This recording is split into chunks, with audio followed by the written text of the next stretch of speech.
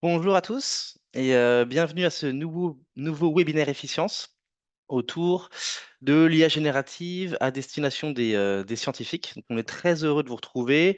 Donc, ce webinaire s'inscrit dans le cadre d'une série de webinaires qu'on propose avec donc Efficience, une offre destinée à l'accompagnement des scientifiques sur l'IA générative. Et donc, la thématique du jour, c'est du concret, intégrer l'IA générative dans vos équipes scientifiques et dans vos laboratoires, du concept à l'action. Donc voilà, on est très content de vous retrouver pour cette petite demi-heure. Alors, un mot sur l'agenda du jour. Je vais faire une rapide introduction, puis on rentrera tout de suite dans le vif du sujet, sur les cas d'usage qu'on va pouvoir retrouver pour les scientifiques avec l'IA générative. On parlera des défis que pose l'intégration de l'IA dans ses pratiques scientifiques. Et enfin, on vous présentera une grille de lecture pour lancer une démarche d'intégration structurée, standardisée et optimiser l'utilisation de l'IA dans son laboratoire, dans ses pratiques scientifiques en règle générale. Vous pouvez poser des questions tout au long du webinaire, dans le chat.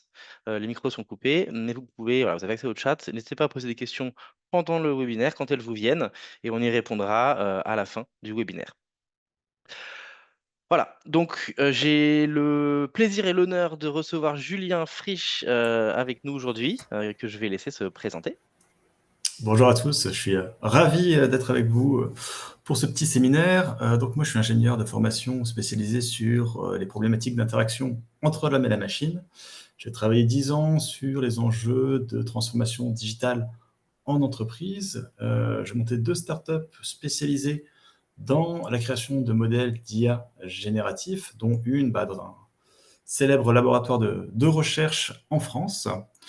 Et là, ça fait à peu près 3 ans que j'accompagne des toutes petites ou de très grandes structures dans l'intégration de l'IA dans leur organisation. Merci beaucoup, Julien. Et donc, Julien, un de nos experts autour de l'IA qui nous aide à accompagner nos clients. Donc, nous, c'est qui? C'est Rhythm. Je pense qu'un certain nombre d'entre vous nous connaissent. Rhythm, voilà, depuis 35 ans, on accompagne les scientifiques dans l'utilisation de leurs logiciels et l'utilisation plus globalement des nouvelles technologies. Et donc, je suis Vincent Écolan, directeur technique chez Rhythm. Et voilà, j'ai notamment co-monté cette offre efficience dédiée à l'IA et à l'IA générative pour les scientifiques. Donc, une très rapide introduction avant de laisser la parole à Julien sur la révolution qu'on est en train de vivre avec l'IA générative. Voilà, on a présenté volontairement un graphe un peu provocateur, mais réel, hein, qui représente l'évolution de la pertinence et de la performance des modèles d'IA générative sur les 2, 3 dernières années.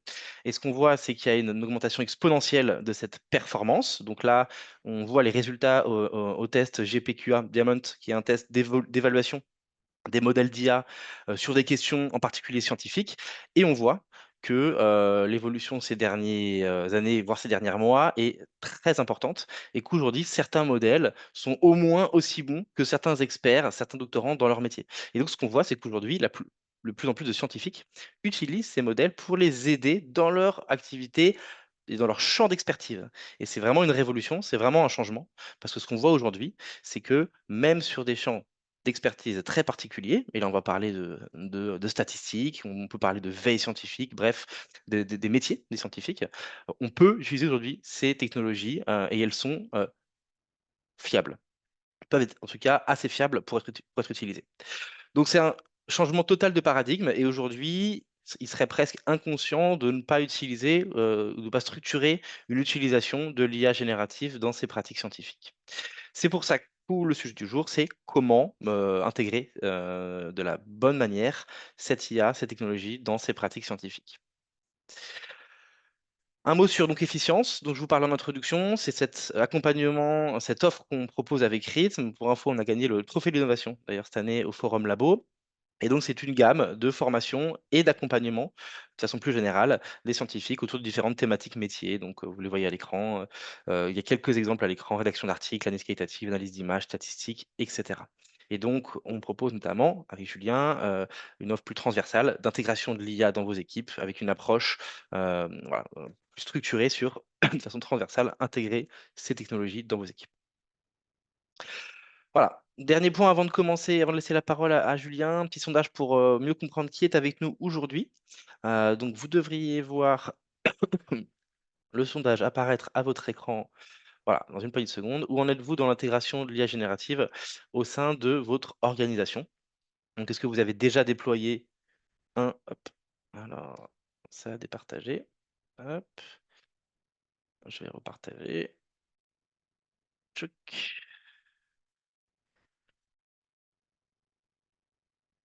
Donc, prenez le temps de répondre à votre question, au sondage.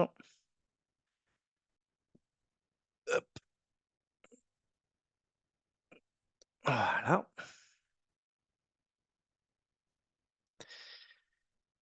Donc, est-ce que vous avez déjà déployé un ou plusieurs outils d'IA? Est-ce que vous avez déjà démarré un plan d'intégration?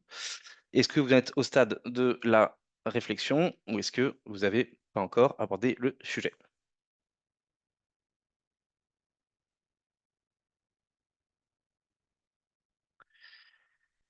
Hop.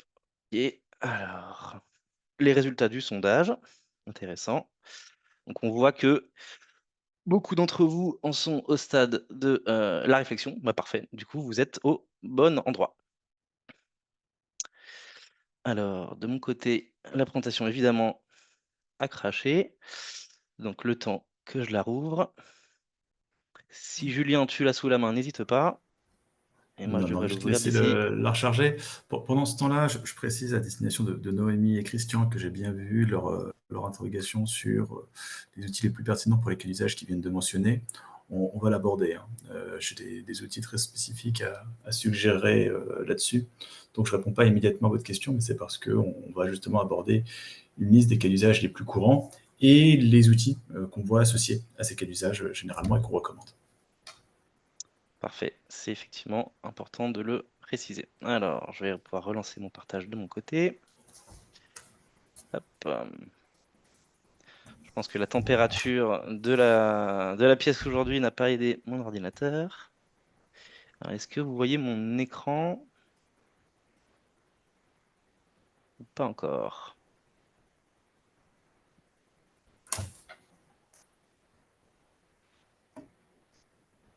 Julien, est-ce que tu sais me dire si l'écran est visible ou pas? On voit ton logiciel PowerPoint. Ok. Avec les slides ou c'est en train de charger? On voit les slides et tout ce qui va Ça avec. commence bien. Ah, Parfait. On avance, on bascule. ça y est, Là, c'est le tof. c'était presque fluide. Les aléas du Euh, direct. Et Julien, je te laisse la main. je te remercie. Donc, on va rentrer sans plus attendre dans le vif du sujet et donc on va commencer par les cas d'usage. Parler des cas d'usage, c'est toujours un exercice un petit peu délicat parce que les technologies et les usages associés évoluent constamment. Donc, ce qu'on va vous dire aujourd'hui va être très différent de ce qu'on pourrait dire dans un an, de ce qu'on vous aurait dit il y a un an. Donc, il faut garder à l'esprit que ce sont des mappings de cas d'usage qui continuent à évoluer. Néanmoins, on ne va pas vous faire de réponse de Normand, on va vous donner du concret comme Vincent s'y est engagé. On va vous montrer les usages les plus fréquents qu'on observe dans des laboratoires et les outils les plus pertinents actuellement pour adresser ces usages. Est-ce que j'arrive du premier coup à passer à la bonne slide? Oui, magnifique. Donc, une petite sélection qui, encore une fois, est forcément partielle et subjective, mais qui peut vous donner une bonne idée de tous les outils qui peuvent être pertinents. Alors, vous allez remarquer qu'il y a beaucoup de références à ChatGPT. C'est normal. On ne va pas se le cacher. Ça reste aujourd'hui l'outil le plus riche et le plus transverse en termes de fonctionnalités. Donc, c'est toujours un bon outil pour, entre guillemets, commencer son chemin vers l'IA. Mais pas que. Il n'y a pas que ChatGPT, fort heureusement. Là où c'était un petit peu seul à bord il y a 2-3 ans, aujourd'hui, il y a énormément d'alternatives et d'acteurs beaucoup plus spécialisés qui apportent des réponses vraiment très précises à des cas d'usage mieux définis. On va les prendre rapidement un à un. De toute façon, vous aurez les slides si besoin pour aller plus dans le détail. Mais au niveau de la création de contenu, surtout ce qui est code, on commence à avoir de très bons outils avec des applications comme Claude directement dans votre navigateur ou directement dans votre environnement de développement comme GitHub ou Cursor. En termes de développement web, il y a des outils comme Lovable qui deviennent extrêmement populaires et qui vous permettent de créer des sites web, des petites applications simples très très rapidement avec très peu de code. En génération d'images, on garde Midjourney qui offre une vraie alternative au GPT images d'aujourd'hui et qui reste très qualitatif et de plus en plus facile à utiliser. Sur la partie vidéo, vous avez probablement vu passer des vidéos générées par Gemini. C'est le dernier acteur qui a rejoint un petit peu cette course-là, avec des vidéos de plus en plus proches en termes de réalisme. On a fait d'énormes progrès. Là où il y a 1 an et demi, 2 ans, c'était encore des bouillies de pixels. Sur la partie synthèse et analyse, j'avais eu quelques questions sur ce sujet tout à l'heure. Pour tout ce qui est résumé vraiment de grands documents, bien évidemment, ChatGPT va se proposer pour adresser ce cas d'usage, mais je vais plus préférer des outils comme Gemini. Gemini ont très vite travaillé sur des agents conversationnels qui étaient capables d'absorber une grande quantité d'informations. Donc si j'ai beaucoup de documents à traiter ou si jamais j'ai un document extrêmement long à traiter, je vais plus m'orienter vers cet outil-là. Un outil assez nouveau qui commence à faire parler de lui et qui est vachement intéressant également, c'est Notebook LM pour tout ce qui est résumé audio. L'idée finalement, c'est de charger un document et d'en générer quasiment automatiquement un podcast entre deux acteurs francophones qui vont discuter du contenu du document que vous avez chargé. Ça peut être une autre façon de consommer de l'information. Je trouve que c'est assez agréable et assez complémentaire pour écouter sur un trajet ou autre. Sur tout ce qui est analyse de données, en plus de ChatGPT, on va trouver des outils plus spécialisés comme Julius qui commence à très bien se développer.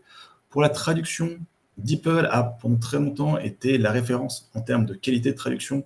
Mais aujourd'hui, la plupart des outils du marché, ChatGPT, Claude, Google, etc., proposent également de la traduction très qualitative. Je crois que c'est Noémie qui avait mentionné ce cas d'usage-là.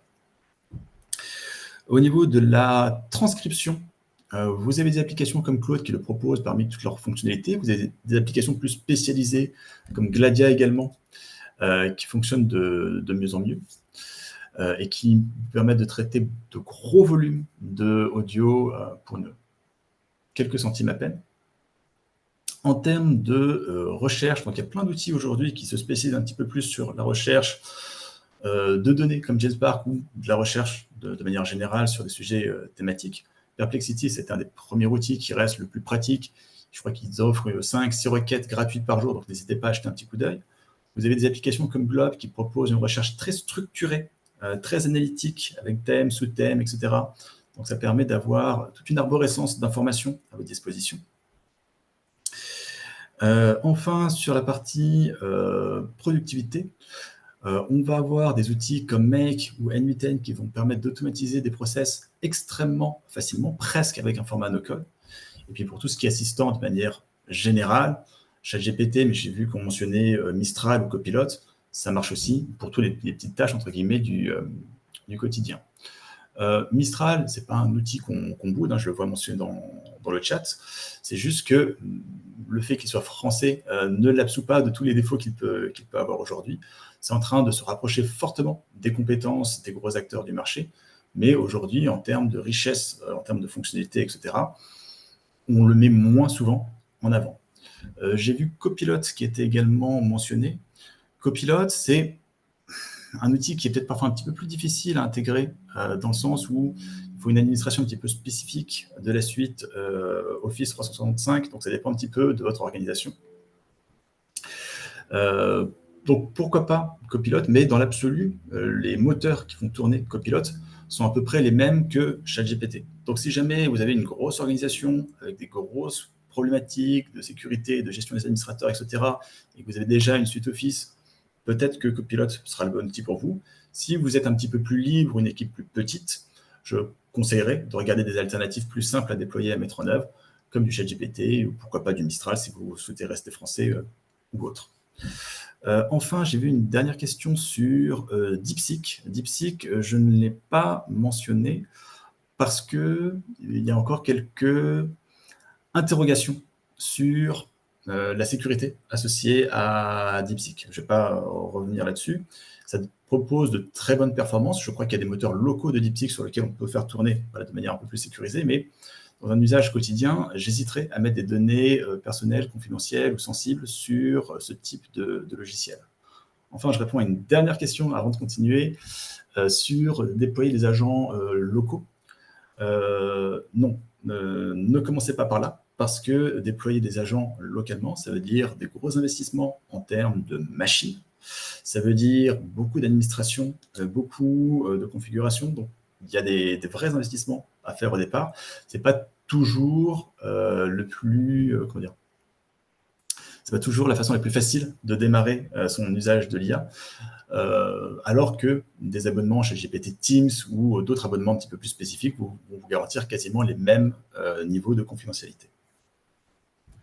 On aura encore le temps un petit peu à la fin pour d'autres questions. Je me permets de continuer, si j'arrive à faire passer le slide. Oui. Alors, attention, un travers qu'on observe assez régulièrement, c'est de vouloir lister tous les cas d'usage. C'est absolument impossible. On ne peut pas lister tous les cas d'usage, il y en a trop, il y en a énormément, et en fait, c'est très personnel à la fin. C'est comme si on se demandait si on pouvait lister tous les cas d'usage pour un téléphone portable. Non, chacun va se construire ses propres cas d'usage. Il y a des cas d'usage communs, téléphoner, utiliser la calculette, regarder ses mails, et puis il y a des cas d'usage un petit peu spécifiques que chacun se construit au fur et à mesure. Ça va être la même chose avec l'IA. Il y a des cas d'usage standards partagés par tous, et puis chacun va se construire ses cas d'usage en fonction de son appétence, de ses compétences et de ses besoins. Donc, plus que des besoins, c'est souvent des macro-besoins qu'on essaie d'identifier. Et une fois qu'on a identifié des tendances, des macro-besoins, on essaie de trouver les bons outils pour que les équipes commencent à déployer ces cas d'usage standards, mais aussi construisent leur propre usage. On ne peut pas tout contrôler ni tout prévoir. Chacun va se construire sa propre relation avec l'IA.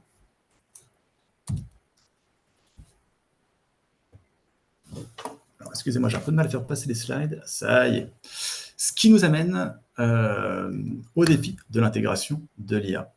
Ce que je vous propose, c'est juste de prendre un petit peu de recul avant de parler méthodo, juste une petite réflexion sur l'adoption de la technologie, vraiment au niveau macroéconomique. Autant en 2023, 2024, on se posait encore la question, est-ce que l'IA, c'est une bulle, est-ce que ça va vraiment s'intégrer, est-ce que c'est pas un gadget, etc. On nous avait fait le coup avec le métaverse, la blockchain, etc. Autant en 2025, on ne se pose plus la question. La réponse est non, l'IA, c'est pas une bulle, l'IA, c'est déployé.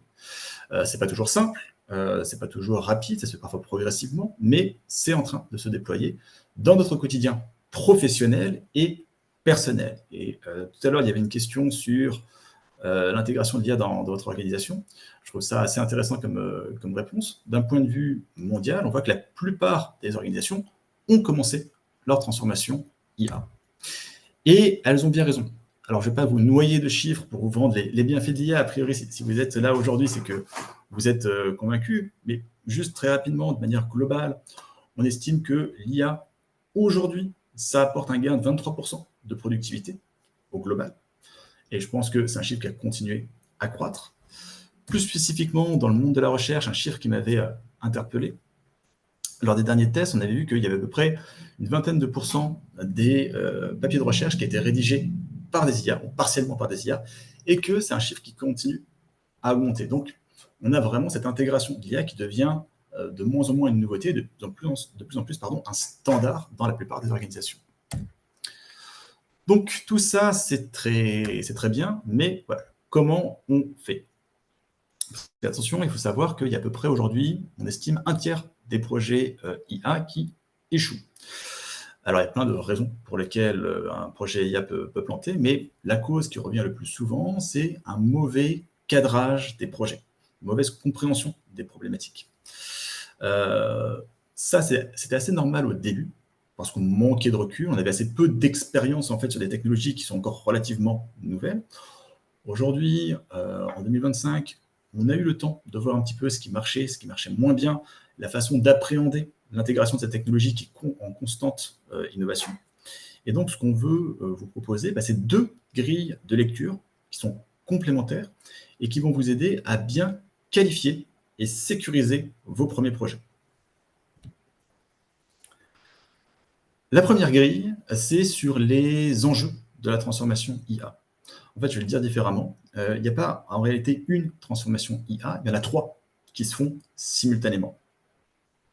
Il y a une transformation au niveau des collaborateurs. On construit ses cas d'usage, on appréhende l'IA, on commence à comprendre que c'est un nouvel outil dans sa boîte à outils. Mais il y a une transformation au niveau des processus et une transformation au niveau de l'organisation. Je vais prendre un exemple très, très concret. Noémie parlait de traduction tout à l'heure. Par exemple, on a eu l'occasion d'accompagner une boîte de traduction et de travailler sur ces trois leviers. La boîte de traduction, levier 1, levier collaborateur, ça c'était très simple. Bon, pour ma traduction, pour mon activité de tous les jours, pour envoyer des emails, pour me relire, etc., ChatGPT, ce serait peut-être utile. Voilà. Ça, c'est le niveau 1, c'est très facile et ça se traite au niveau vraiment du collaborateur. Niveau process métier, là, il faut commencer un petit peu à revoir le process. C'est quoi le process de cette boîte de traduction? Alors, le process était, on reçoit un manuscrit de notre client, on le relit, on sélectionne un traducteur, on l'envoie au traducteur, le traducteur fait la traduction, on le récupère, on le relit, on le renvoie au client. Et on a travaillé sur ce process-là, on a changé la manière même de fonctionner. Maintenant, on reçoit un document, on a une traduction qui est réalisée automatiquement par l'IA, on envoie au traducteur le document original et la traduction, et le traducteur n'a plus qu'à relire et corriger la traduction avant de renvoyer l'ensemble. On a innové dans la façon même dont on travaillait. Et enfin, le dernier levier sur lequel il faut commencer à réfléchir, c'est vraiment en termes d'organisation. Dit plus simplement, est-ce que demain on va tous se faire remplacer par des robots? Il y a certains métiers qui sont clairement épargnés, il y en a d'autres pour lesquels c'est plus compliqué. Dans le monde de la traduction, il y avait de vrais enjeux à réfléchir là-dessus. Est-ce que demain, on aura encore besoin d'une boîte de traduction quand on a des outils comme ChatGPT, Copilot ou autres qui deviennent de plus en plus performants en termes de qualité de traduction? On a fait des tests à l'aveugle entre des traductions générées par ChatGPT et des traductions générées par un humain. Ceux générés par ChatGPT ont eu des scores meilleurs que celles générées par un humain. Donc il y a de vraies réflexions sur l'avenir même de cette entreprise, de cette activité. Est-ce que ça veut dire qu'il faut se spécialiser, ne pas faire d'IA du tout pour avoir une distinction? Est-ce que ça veut dire qu'on doit devenir un éditeur de logiciels et travailler 100% avec les IA? Voilà, tout ça sont des réflexions plus longues, plus complexes, mais qui vont être nécessaires pour une partie des entreprises. Donc, quand vous commencez à transformer votre entreprise, à intégrer l'IA dans votre organisation, il faut vraiment distinguer ces trois domaines, ces trois leviers différents, définir sur quel axe on commence à travailler et parfois gérer ces chantiers séparément. Travailler sur le déploiement d'un ChatGPT pour les collaborateurs, ce n'est pas la même chose que réfléchir sur l'avenir même de l'organisme de recherche ou le laboratoire dans lequel vous travaillez sur des sujets beaucoup plus long terme. La seconde grille qu'on souhaitait partager avec vous, c'est une grille sur la complexité. Tous les projets IA n'ont pas la même complexité. Il y a des projets extrêmement simples à mettre en œuvre et il y a d'autres qui, à l'inverse, sont extrêmement complexes. Savoir évaluer rapidement la complexité de ces projets, ça va vous aider déjà à déterminer ce qui est possible et ce qui n'est pas possible et surtout à prioriser vos premiers projets, vos premiers cas d'usage, pourquoi pas construire une roadmap.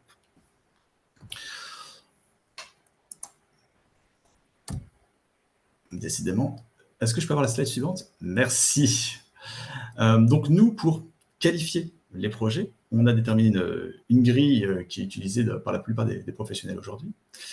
Le niveau 1, entre guillemets, en termes de complexité, le plus simple, c'est vraiment juste trouver le bon outil pour le bon cas d'usage. Donc, on identifie et on regroupe les besoins, on choisit l'outil adapté et on se forme. Ça, c'est à la portée d'absolument toutes les organisations, quel que soit votre niveau de maturité. Donc, typiquement, un projet de niveau 1, ça va être, bon, est-ce qu'on utilise ChatGPT ou Copilot pour notre organisation et comment on se forme? Là, l'outil est déjà plus ou moins prêt, les cas d'usage sont plus ou moins bien identifiés. C'est juste une question de déploiement et de formation. Un projet un petit peu plus complexe, c'est quand on va travailler sur de l'intégration. C'est quand on va se dire, on va créer de nouveaux parcours avec des outils externes, c'est-à-dire des outils que peut-être n'existent pas. Ah, on a perdu la présentation. Des outils qui ne sont pas toujours disponibles sur étagère. Euh, Ça revient dans une seconde. Petit crash encore. Il n'y a pas de problème. Euh, Autant on va adresser beaucoup de cas d'usage avec des outils standards comme du ChatGPT, du Copilot, du Midjourney ou autre, autant quand vous allez gagner en maturité, vous allez vouloir créer des usages un petit peu plus spécifiques pour lesquels peut-être il n'y a pas d'outils qui existent tels quels. Ça ne veut pas dire qu'on ne peut pas attaquer ces cas d'usage, ça veut dire qu'on doit les faire différemment en utilisant les fameux API. En fait, 99% des IA que vous connaissez aujourd'hui, des grands acteurs de l'IA, ils proposent leurs services sous forme d'API. C'est des services web que vous pouvez consommer de la manière que vous souhaitez. Il suffit de vous y connecter à partir du moment où vous avez une connexion web. Est-ce qu'on peut remonter d'une slide? Voilà, parfait. Ça veut dire que vos applications existantes ou vos futures applications, elles peuvent, avec un faible coût technique et économique, commencer à intégrer de l'IA pour créer vraiment des parcours uniques. Là, pour vous donner un petit exemple, le dernier projet sur lequel on a travaillé, c'était sur un acteur du BTP qui avait des grosses problématiques pour organiser ses livraisons. Tout était envoyé par email au chef de chantier qui devait gérer 36 demandes. Bah, on a créé un nouveau parcours juste en intégrant des petits bouts d'IA à la gestion des emails.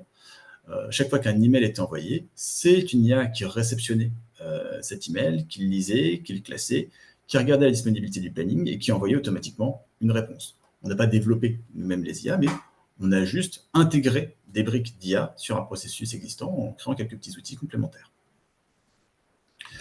Ce niveau-là, il est de plus en plus accessible. Ça peut faire un petit peu peur de se dire on va créer ses propres applications ou on va créer ses propres parcours avec l'IA, mais la barrière à l'entrée ne cesse de baisser. Il y a des outils comme Lovable pour le développement web ou Make et N8N pour l'automatisation qui sont de plus en plus simples et de plus en plus puissants pour n'importe quel type d'utilisation. Si vous avez dans vos équipes des développeurs ou des gens qui s'intéressent un petit peu au développement ou qui savent faire une macro Excel, grosso modo, vous pouvez rapidement être capable de créer des applications IA personnalisées vraiment sur vos besoins spécifiques qui ne concernent que vous. Ça, c'était le niveau 2, mais on n'a pas terminé. Là, on commence un petit peu à rentrer dans le dur. Le niveau 3, c'est l'internalisation. C'est comme on se dit, tiens, on va commencer à héberger ses propres modèles. C'était la question qui m'était posée un petit peu plus tôt tout à l'heure sur le fait d'héberger ses propres agents conversationnels. Alors, héberger ses propres modèles, ça peut être intéressant, mais attention, ça implique d'acheter ou de louer des serveurs, ça implique de savoir les gérer et les maintenir, de savoir déployer des modèles locaux, de gérer les modalités d'accès. Donc, c'est de plus en plus facile, mais ce n'est pas complètement anodin non plus. Moi, je ne le suggère que s'il y a vraiment des enjeux de sécurité ou de confidentialité forts. La dernière fois qu'on a déployé un modèle localement, c'était pour un acteur qui avait besoin de faire de la correction de manuscrits avec l'IA. Comme les manuscrits qui étaient reçus étaient parfois confidentiels, il fallait vraiment que tout soit géré localement. Au-delà de ça, ça reste assez peu nécessaire la plupart du temps. Je continue toujours en gagnant en difficulté, mais pour être bien sûr qu'on soit capable d'identifier tous les projets IA. Parfois, on va se poser la question, est-ce qu'on veut personnaliser son propre modèle? J'ai des données qui sont extrêmement intéressantes. J'ai pas de modèle sur le marché qui répond à mon besoin spécifiquement. Ben, très bien, je vais prendre un modèle du marché, mais je vais l'entraîner sur mes données. Là aussi, on gagne fortement en complexité, hein, parce qu'il faut il faut avoir de la donnée de qualité, il faut savoir entraîner des modèles. Donc, si vous n'avez pas quelques data scientists dans l'équipe, c'est assez douteux comme type de projet. Il faut aussi garder en tête que, comme vous entraînez des modèles, vous ne savez pas nécessairement si vous allez avoir un bon retour sur investissement. On ne le sait jamais avant d'avoir commencé à entraîner ses propres modèles. Deux autres avertissements. Le premier, c'est que le modèle que vous allez développer, attention, il va être très vite dépassé parce qu'il y a une évolution permanente de l'IA, donc des modèles qui sont super performants aujourd'hui vont être dépassés dans 3 mois, 5 mois, 6 mois. Donc attention, si vous voulez entraîner des modèles pour toujours avoir la meilleure performance du marché, ça va être très compliqué, ou en tout cas, ça va être un travail permanent. Et le dernier point, c'était mentionné dans le chat, attention à l'éthique. Ce n'est pas parce que vous avez de la donnée que vous avez le droit d'entraîner des modèles dessus. Et bien évidemment, beaucoup de questions qui doivent se poser sur ce si c'est de la donnée personnelle. Donc, juste parce que j'ai de la donnée intéressante ne veut pas dire que j'ai le droit de l'utiliser et de l'exploiter pour faire mes propres modèles. Et enfin, le dernier point, le projet, entre guillemets, ultime, c'est quand on développe tout. C'est quand on crée ses propres modèles, on fait de la recherche, on fait ses propres modèles d'IA pour des besoins qui n'ont été vus nulle part ailleurs, et on va chercher la donnée, on entraîne tout de A à Z. Donc moi, j'ai eu l'occasion de le faire au sein de 2 startups spécialisées. Là, en 2 ans, très honnêtement, je n'ai pas vu auprès des différents clients que j'accompagne un seul cas d'usage qui justifiait des investissements aussi massifs. Si jamais vous voulez aller sur la création de vos propres modèles, clairement, il faut que vous ayez une grosse équipe derrière vous, de data scientists, des ingénieurs. Voilà, il faut vraiment avoir une organisation très centrée autour du développement IA, ce qui est rarement l'enjeu d'absolument tous les laboratoires de recherche. Donc, avec cette petite grille, vous devriez pouvoir rapidement classer vos cas d'usage. Est-ce que c'est juste de l'outil? Est-ce qu'il y a un petit peu d'intégration, donc niveau 2? Est-ce qu'il faut héberger, donc niveau 3? Etc. etc. Si à ça, vous ajoutez une dimension gain, eh ben, ça vous fait une jolie petite matrice effort-valeur qu'on connaît bien pour pouvoir vraiment prioriser vos premiers cas d'usage, donc les plus simples et bien évidemment les plus intéressants pour votre organisation. Donc, avec tout ça, normalement, vous devriez être presque prêt à lancer votre transformation IA.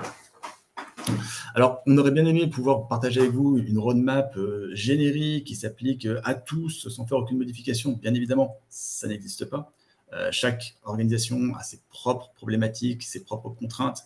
Donc, une roadmap qui fonctionne partout, malheureusement, ça reste une chimère. On peut toutefois vous décrire les grandes étapes qu'on retrouve régulièrement et qui finalement sont assez bonnes pratiques qu'on retrouve dans quasiment tous les grands projets. La première étape, c'est avant tout d'évaluer ses capacités d'exécution. Ça ne sert à rien qu'on travaille sur des projets d'intégration, déploiement de modèles, etc., si vous n'avez pas les capacités pour le faire et pour le maintenir. Donc, c'est important d'être réaliste sur ce qu'on est capable de faire. Sur le niveau 1, déploiement d'outils, même le niveau 2, juste intégrer des petites IA via des API, il y a déjà un terrain de jeu énorme. Il n'y a aucun problème à se cantonner à ce terrain de jeu-là. Vous allez déjà adresser énormément de cas d'usage et de quoi, entre guillemets, vous tenir occupé quelques années.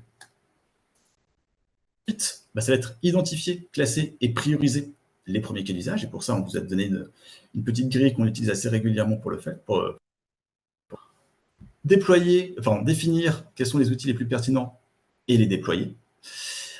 Ensuite, et là j'insiste dessus, désigner des early adopters, des gens qui, dans votre organisation, sont curieux, aiment bien bidouiller, aiment bien se renseigner, etc. Et commencer à organiser une veille. Parce que tout ce qu'on vient de faire, les points 1, 2, 3, c'est très bien, mais dans 6 mois, 1 an, ça va vite être dépassé. On a vraiment une technologie et des usages qui évoluent à une vitesse assez inédite. Et donc, c'est important d'être capable de garder une vision sur ces changements-là. Et pour ça, il faut commencer à organiser une veille.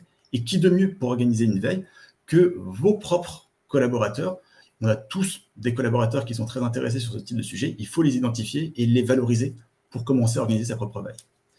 Et enfin, dernier point, standardiser, optimiser les usages, etc., commencer à rentrer dans une logique cyclique. En fait, la transformation IA, c'est une transformation d'entreprise, ça a forcément un impact sur la culture de l'entreprise. Et donc ça ne se décrète pas juste comme ça, il faut vraiment le partager et le vivre. Donc trouver des moyens de partager ces cas d'usage et de s'enrichir mutuellement au sein de l'organisation. Je suis désolé Vincent, je crois que j'ai un petit peu dépassé le timing. Il n'y a aucun souci, quand c'est intéressant, on aime bien quand ça dépasse. Un grand merci, Julien, pour ces présentations très claires et qui nous permettent de comprendre comment structurer cette approche. On voit qu'il y a beaucoup de choses à faire, il y a beaucoup d'outils, il y a beaucoup, voire une infinité de cas d'usage, et donc très intéressant de voir comment structurer cette approche. Merci beaucoup, Julien. Une conclusion rapide, avant de passer aux réponses aux questions. Vous le voyez et vous le savez, aujourd'hui, les IA génératifs sont des super assistants pour nos activités, pour nos métiers, pour vos métiers. Julien a mentionné et listé un certain nombre d'outils très connus. Il y a d'autres outils d'ailleurs, j'ai vu, qui ont été indiqués dans le chat, des outils très niches, très verticaux. Là, il y avait des outils sur la veille liée au risque chimique. Voilà, il y a un grand nombre d'outils à appréhender, certains gratuits, certains payants, qui permet de gagner beaucoup de temps. Et donc pour appréhender ces outils et pour les maîtriser, il faut, pouvoir, les connaître et se former, se faire accompagner, que ce soit sur la connaissance de ces outils et que ce soit sur l'utilisation de ces outils. On l'a, rapidement mentionné, on en parle beaucoup dans nos webinaires, la prompt engineering, la science du, comment s'adresser à une IA est capitale. Apprendre à parler à une IA, c'est capital pour utiliser en plein potentiel ces IA et sortir des résultats fiables et qualitatifs. Et donc voilà, ces, outils doivent être maîtrisés et il est nécessaire de poser une réflexion et de se faire accompagner pour l'utilisation de ces outils. Et enfin, je finirai sur ce point que Julien a présenté en fin de présentation. Il y a des cas d'usage pour tous les niveaux.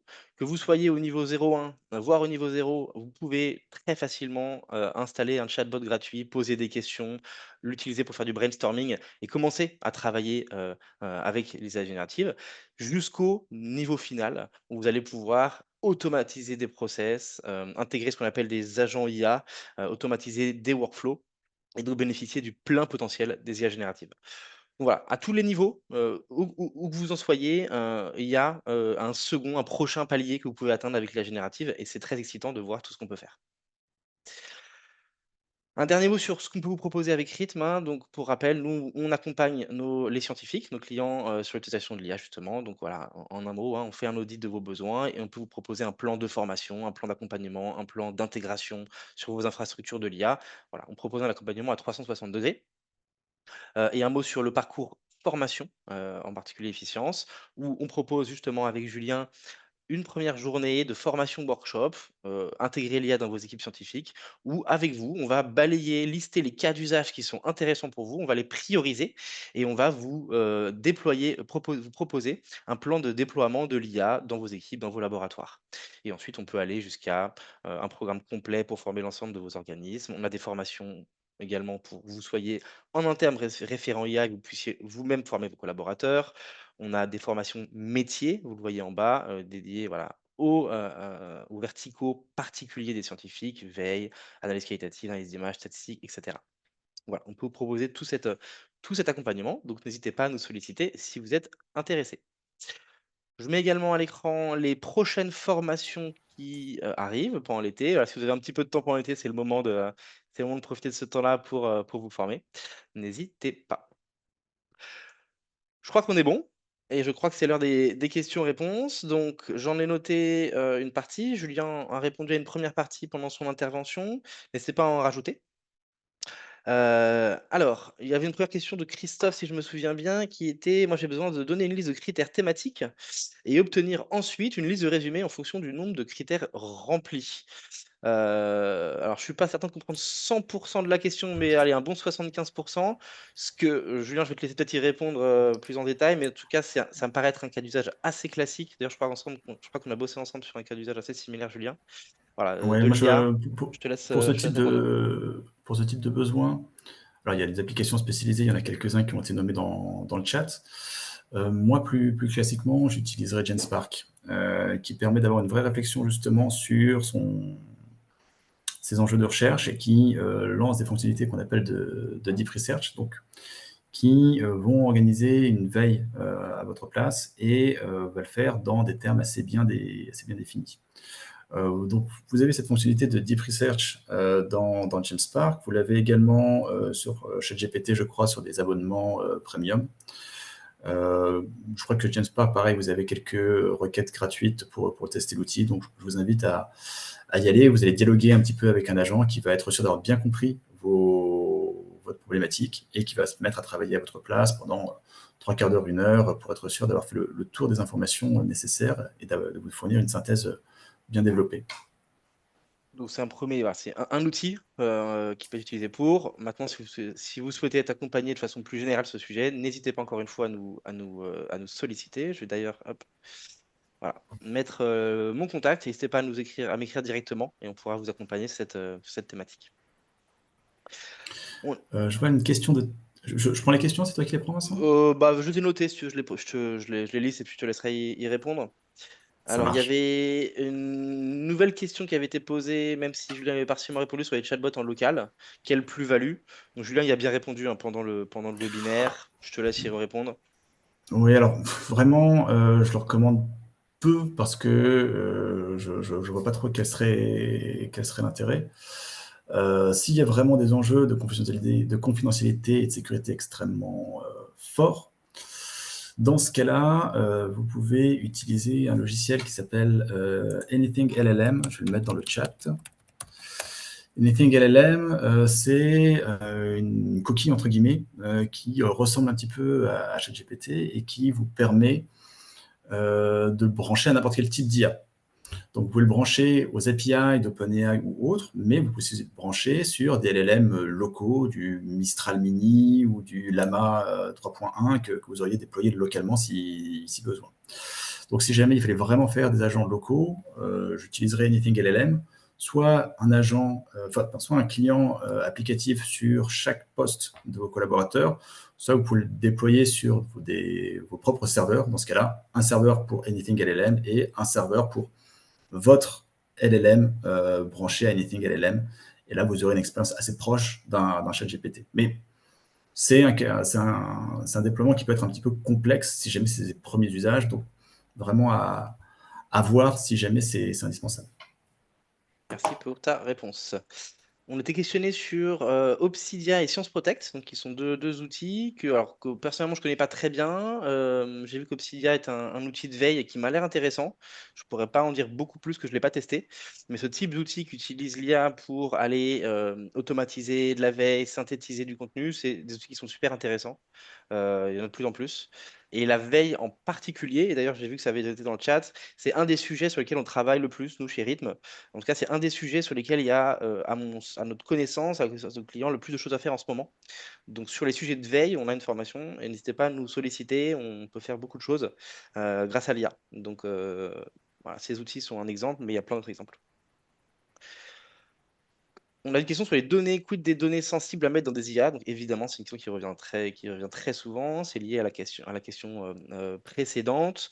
Je ne Ouais. sais pas si tu veux y répondre, Julien. Alors, la plupart des acteurs, à partir du moment où vous avez des abonnements payants, vont prendre des engagements sur la confidentialité des données. Donc ça, c'est le niveau 1. Le niveau 2, si jamais vous ne leur faites pas confiance, parce que vous avez le droit de ne pas faire confiance à OpenAI, par exemple, qui n'a pas toujours été très clean en termes de respect de la donnée, vous pouvez passer par des services tiers. Je pense notamment à Microsoft Azure.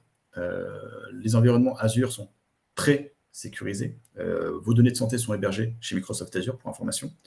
Et donc, Microsoft Azure se propose de mettre à votre disposition des modèles comme ceux d'OpenAI, etc., mais dans leur environnement.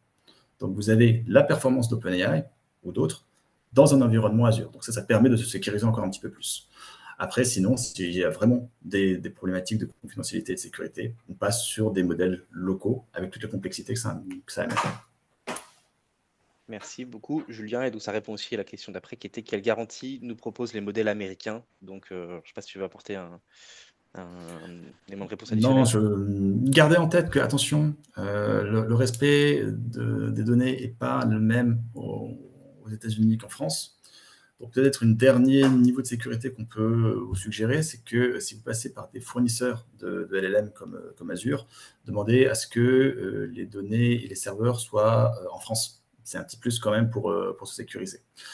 Maintenant, voilà, la sécurité ultime à 100% n'existe pas, mais elle n'est pas plus développée chez ces fournisseurs que sur d'autres types de services de stockage qu'on voit en ligne. Dès que c'est en ligne, il y a toujours une perte de souveraineté et un danger qui est associé. Il ne faut pas se cacher derrière son petit doigt non plus. Merci, Julien. Alors, question qui revient également beaucoup, Tristan Cos, donc, qui est peut-être enseignant ou enseignant-chercheur, mais qui, alors, c'est pas dans le cadre de l'enseignement, là, dans le cadre de la rédaction, mais qui demande quelles sont les applications pour détecter le plagiat et l'usage de Mmh. l'IA pour des articles scientifiques. Ouais. Alors, plagiat et détection d'IA, ce sont deux sujets qui sont en général traités en même temps, mais qui ne font pas nécessairement appel aux mêmes technologies. Donc, la plupart des fournisseurs de services vont vous proposer les deux, mais ce sont en réalité deux applications un petit peu distinctes. Les outils du marché qui fonctionnent le mieux, ça va être Originality et Winston. Originality AI et Winston, je crois que c'est .ai également. Après, c'est très difficile d'évaluer objectivement la qualité de leur détection parce que c'est un peu comme un antivirus, c'est le jeu du chat à la souris. C'est-à-dire, ça va fonctionner très bien aujourd'hui, mais sur le prochain modèle, ça va fonctionner un petit peu moins bien. Donc, ils doivent évoluer constamment au fur et à mesure que les nouveaux modèles sortent. Il y a, en plus de ça, de plus en plus de technologies pour essayer de les contourner. Vous avez des applications comme Stealth GPT qui permet justement de prendre un texte généré par une IA et essayer de le masquer avec un peu de reformulation pour que ça passe sous les détecteurs d'IA. C'est vraiment très, très complexe. Il n'y a jamais une garantie à 100% qu'un texte a été généré ou n'a pas été généré par IA. J'ai pas mal travaillé sur le sujet, justement pour un acteur de l'édition qui souhaitait pouvoir tester des manuscrits, voir si jamais ils avaient été écrits par une IA ou par de vrais auteurs. Et on est capable de donner des recommandations, on est capable d'estimer des risques, mais jamais une réponse noir ou blanc, oui, ça a été généré par IA ou non, ça n'a pas été généré par une IA. Donc, il y a ces outils-là, il y a GPT-0 aussi qui fonctionne pas mal, mais gardez en tête qu'ils ne sont absolument pas infaillibles et qu'ils ne le seront a priori jamais. Merci pour ta réponse. Une question aussi très intéressante, c'est comment utiliser l'IA pour réaliser des rapports bibliographiques de qualité, sans erreur, évidemment, avec des références à des publications scientifiques pertinentes issues de bases de données scientifiques comme PubMed. Alors, c'est un peu plus spécifique. Je testerai encore avec GenSpark, qui reste un outil assez fort là-dessus, notamment sur la sélection des références. Lors des dernières études que j'avais fait, je crois que c'était 200 références distinctes qui avaient été sélectionnées. Maintenant, j'ai jamais eu l'occasion de le tester sur une seule source d'informations comme PubMed. Donc, je dois avouer ne pas être sûr à 100%. Il faudrait qu'on regarde un petit peu plus en détail, mais je testerai GenSpark pour commencer ou ChatGPT en mode O3 avec Deep Research. Il y a d'autres outils qui permettent d'aller chercher, donc j'ai en tête des outils comme Cite, S-C-I-T. Il y a des outils de veille qui permettent d'aller chercher de la publication. Ce que j'aurais tendance aussi à dire, c'est qu'on peut développer des agents justement qui vont taper sur des bases de données en particulier et choisir les bases de données sur lesquelles on veut aller taper. Donc là, ça demande un petit peu de configuration, mais ça permet d'être certain des sources qui vont être interrogées par l'IA. Donc ça rejoint la question d'Alizé qui était ensuite comment utiliser l'IA pour automatiser sa veille. Il y a plusieurs façons de le faire. On peut utiliser des outils clés en main, grand public comme Perplexity, ChatGPT et autres, un peu plus spécialisés comme Site ou autres. Et le troisième niveau, ça rejoint ce que montrait Julien tout à l'heure, c'est de configurer sa propre application, choisir les bases sur lesquelles on veut aller taper, choisir la thématique qui nous intéresse. Et là, en fait, on va développer un agent, ce qu'on appelle un agent IA, sur mesure en fonction de ces thématiques, sur les sources que l'on veut, et qui va aller régulièrement, à une fréquence qu'on décide, chercher des infos, les rapatrier, les résumer, les mettre en perspective avec un sujet ou avec ses concurrents, par exemple. Et donc ça peut être configuré. Donc là-dessus, Alizé et puis les autres personnes qui ont posé des questions sur la veille, n'hésitez pas à nous solliciter, nous contacter. C'est justement des projets sur lesquels on peut travailler ensemble. Une question d'Alexis juste après qui est comment utiliser l'IA pour des articles scientifiques. Donc très bonne question. On propose également un accompagnement là-dessus. Il y a tout un tas de choses qu'on peut faire. Évidemment, il y a l'aide à la reformulation, à la syntaxe, l'aide au résumé, créer des intros, des conclusions. On peut créer des schémas, on peut créer des figures. Il y a tout en fait une partie sur la mise en forme et une plus petite partie sur le fond. On peut aussi utiliser en amont pour s'aider au laboratoire, hein, pour s'aider sur sa veille, par exemple, sur la biblio, sur les expérimentations, sur de l'analyse qualitative, l'analyse d'image, etc. Donc tout ce qui peut être fait en amont. Et ensuite, le moment de la rédaction, on va plus être sur le texte en soi. Et donc, on a toute une gamme finalement de choses à faire pour nous aider à rédiger vraiment le texte, puisque c'est ce que font l'utilisation la plus généraliste des IA génératives, c'est du texte, texte ou texte. Je ne sais pas si Julien, tu as des choses complémentaires à ajouter. Non, je vois juste la question de Anthony que je trouve très intéressante. Peut-on raisonnablement combiner simultanément plusieurs IA sur une même tâche, un même projet? Et la réponse est un grand oui. Et j'ai envie de dire, il faut combiner plusieurs IA. Parce que quand on va commencer un petit peu à progresser, etc., on va se rendre compte qu'il y a des modèles qui vont être très rapides, très peu coûteux, mais pas très performants. À l'inverse, d'autres qui vont être plus performants pour tel ou tel type de tâche.